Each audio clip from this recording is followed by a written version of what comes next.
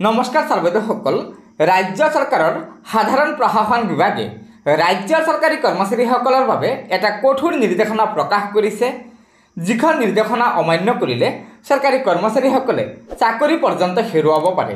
হয় ছাৰবেদসকল, আগন্তুক লোকসভাৰ নিৰ্বাচনৰ প্ৰতি লক্ষ্য ৰাখি সাধাৰণ প্ৰশাসন বিভাগে আজিৰ এই কঠোৰ নিৰ্দেশনাখন প্ৰকাশ কৰিছে।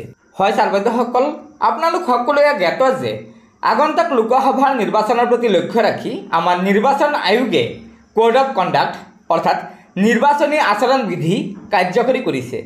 সেয়েহে আমাৰ ৰাজ্যৰ সাধাৰণ প্ৰশাসন বিভাগে এই পত্ৰখনৰ জৰিয়তে এই কথাখিনি কৈছে যে আমাৰ মাজৰে কিছু সংখ্যক চৰকাৰী কৰ্মচাৰীয়ে অৰ্থাৎ শিক্ষকে হওক বা অন্যান্য বিভাগৰ কৰ্মচাৰীয়ে হওক, তেনে কিছু সংখ্যক চৰকাৰী কৰ্মচাৰীয়ে নিৰ্বাচনৰ প্ৰতি লক্ষ্য ৰাখি কোনো বিশেষ ৰাজনৈতিক দলৰ নেতাসকলৰ ফটো নাইবা কোনো বিশেষ ৰাজনৈতিক দলৰ চিম্বল টেগ আদি তেওঁলোকৰ নিজৰ ছ'চিয়েল মিডিয়াৰ প্লেটফৰ্ম যেনে ইনষ্টাগ্ৰাম, টুইটাৰ, ফেচবুক আদিত ব্যৱহাৰ কৰা দেখা যায়। সেয়েহে আমাৰ সাধাৰণ প্ৰশাসন বিভাগে সেইসকল চৰকাৰী কৰ্মচাৰীক পুনৰ সকীয়াই দি কৈছে যে ৰাজ্যৰ কোনো শিক্ষক বা অন্যান্য বিভাগৰ চৰকাৰী কৰ্মচাৰীসকলে যাতে নিৰ্বাচনী আচৰণ বিধি কোনো পধ্যেই উলংঘা নকৰে।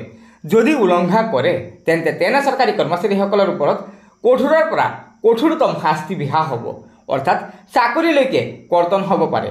গতিকে ছাৰবেদসকল, এয়া নিশ্চয় আমাৰ ৰাজ্যৰ চৰকাৰী কৰ্মচাৰীসকলৰ বাবে এটা অত্যন্ত গুৰুত্বপূৰ্ণ খবৰ। সেয়েহে লগৰ বন্ধুবৰ্গক এই ভিডিঅ'টো শ্বেয়াৰ কৰি আজিৰ এই গুৰুত্বপূৰ্ণ খবৰটো জনাই দিব আৰু নতুনকৈ অহা ছাৰবেদসকলে পৰৱৰ্তী সময়ত ৰাজ্যৰ চৰকাৰী কৰ্মচাৰীসকলৰ বিভিন্ন খবৰসমূহ পোনপ্ৰথমে পাবলৈ অনুগ্ৰহ কৰি আমাৰ এই চেনেলটো ছাবস্ক্ৰাইব কৰি ল'ব। গতিকে আজিৰ ভিডিঅ'টো ইয়াতে সমাপ্ত কৰিলোঁ। ধন্যবাদ। জয় আই অসম।